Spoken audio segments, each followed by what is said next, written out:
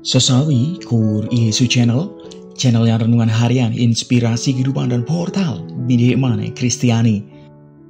Damai sejahtera beserta kita.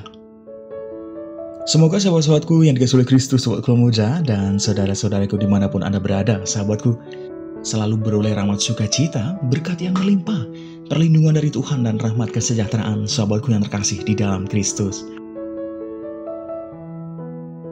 Sahabatku dimanapun Anda berada, sobat muda.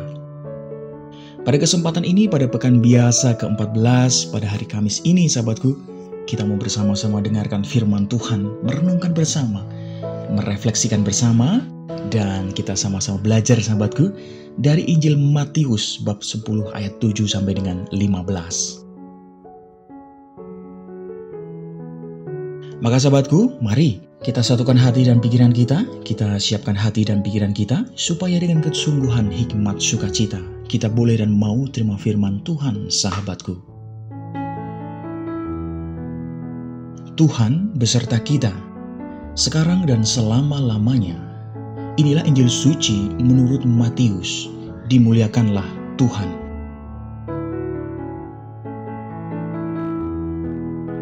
Pada waktu itu, Yesus bersabda kepada ke-12 muridnya, "Pergilah dan beritakanlah, kerajaan sorga sudah dekat. Sembuhkanlah orang sakit, bangkitkanlah orang mati, tahirkanlah orang kusta, usirlah setan-setan. Kamu telah memperolehnya dengan cuma-cuma. Karena itu, berikanlah pula dengan cuma-cuma. Janganlah kamu membawa emas atau perak atau tembaga dalam ikat pinggangmu. Janganlah kamu membawa bekal dalam perjalanan. Janganlah kamu membawa baju 2 helai, kasut atau tongkat, sebab seorang pekerja patut mendapat upahnya. Apabila kamu masuk kota atau desa, carilah di situ seorang yang layak dan tinggallah padanya sampai kamu berangkat. Apabila kamu masuk rumah orang, berilah salam kepada mereka. Jika mereka layak menerimanya, salammu itu turun ke atasnya. Jika tidak, salammu itu kembali kepadamu. Dan apabila seorang tidak menerima kamu dan tidak mendengar perkataanmu, keluarlah dan tinggalkanlah rumah atau kota itu dan kebaskanlah debunya dari kakimu. Aku berkata kepadamu, sesungguhnya pada hari penghakiman tanah Sodom dan Gomora akan lebih ringan tanggungannya daripada kota itu." Demikianlah sabda Tuhan. Terpujilah Kristus.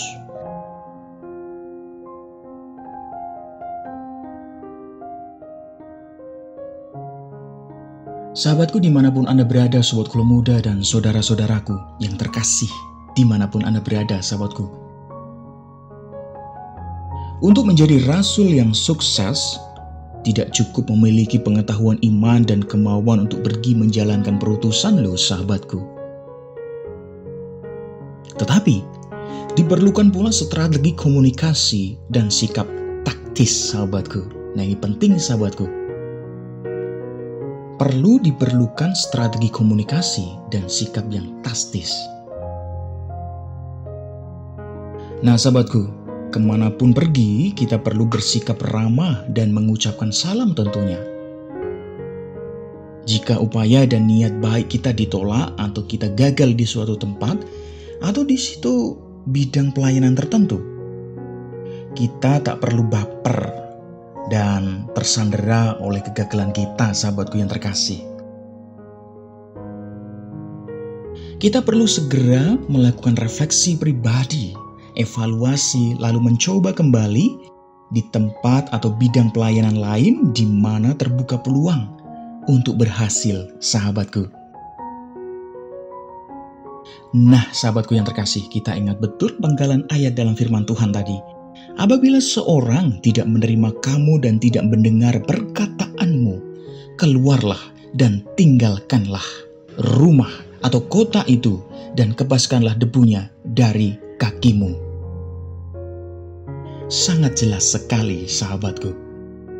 Sahabatku dimanapun Anda berada, Sobat Kolo Muda, jangan lupa bahwa Yesus sendiri pernah tidak dimengerti dan ditolak di kampung halamannya sendiri loh sahabatku pada saat itu. Sahabatku yang terkasih dimanapun Anda berada, Sobat Kolo Muda, penolakan boleh jadi membuat kita marah. Namun jangan sampai amarah menggelapkan mata hati kita menjadi sesuatu yang dendam, dengki, jengkel, sahabatku yang berlebihan. Sahabatku, Allah marah ketika bangsa Israel tidak merespon kasih-Nya, sahabatku.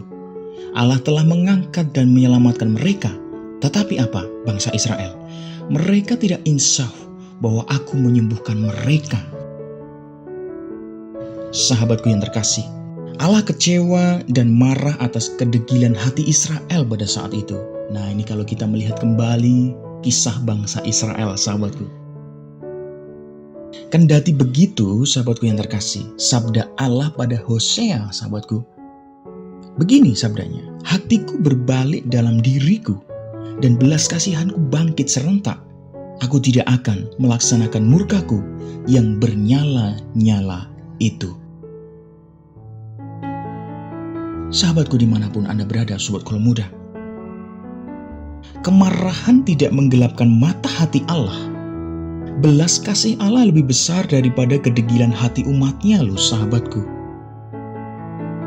Sahabatku yang terkasih, Allah tak lelah mencari cara guna menyapa dan menyelamatkan umatnya. Sahabatku yang terkasih, untuk kita sahabatku, kala mata hati dan pikiran kita digelapkan oleh amarah dan kekecewaan, bahkan dendam. Sahabatku, masuklah ke dalam hati untuk mengingat belas kasih Allah, dan biarlah hati kita tergerak oleh belas kasihan, sahabatku. Sebab sahabatku, belas kasih Allah lebih besar daripada kedegilan hati kita, sahabatku. Biarlah cinta dari hati kita yang bicara, sahabatku. Sahabatku yang terkasih, ingat betul ini. Biarlah cinta dari hati kita yang bicara. Sahabatku yang terkasih dimanapun Anda berada, pertanyaan refleksinya, apakah kita masih kadang-kadang marah, jengkel kalau kita ditolak seseorang, ditolak niat baik kita? Ketika kita ditolak, kita jengkel, marah, ngambek yang begitu lama. Nah, sahabatku yang terkasih, mari pada kesempatan ini kita berefleksi bersama. Jika kita masih merasakan hal itu, mari kita melihat ke dalam hati supaya meredam, melihat kasih Allah yang begitu besar, sahabatku. Amin. Kemuliaan kepada Bapa dan Putra dan Roh Kudus, seperti pada permulaan, sekarang, selalu, dan sepanjang segala abad. Terpujilah nama Yesus, Maria, dan Santo Yosef, untuk sekarang dan selama-lamanya. Amin.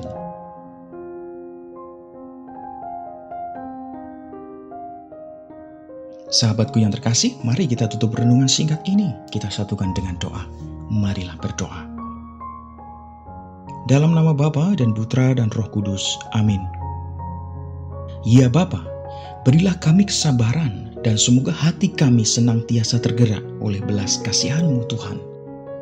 Pakailah hidup kami menjadi sarana firman-Mu yang hidup, dan hidup kami semakin menjadi berkat bagi banyak orang. Biarlah ya Tuhan yang terjadi dalam hidup kami, terjadi seturut kehendak-Mu. Amin.